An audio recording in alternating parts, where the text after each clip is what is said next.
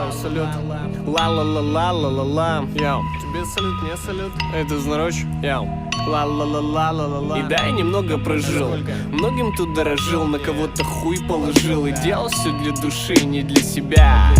Я верил в то, во что верить было нельзя. Не было, чтобы жалел, что зря. Но я не помню, чтобы помогали друзья, когда было хуёво. Тогда даже тоска от района. Наушники в уши взял и поёбал, да. Есть что вспомнить, стараюсь все держать под контролем. Среди знакомых есть много достойных. Я сижу, минуса мониторю. Вышел покурить на балконе.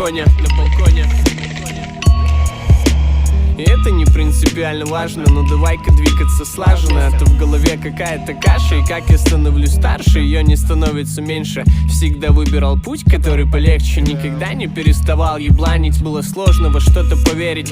Не упускал возможности кого-то поправить. Вставить свое слово, можешь меня поздравить. У меня день рождения скоро, я еще так молод. А мне уже так похуй, что так некомфортно. Но похуй, мне так-то и так неплохо. Мне почему-то нравится плохая погода.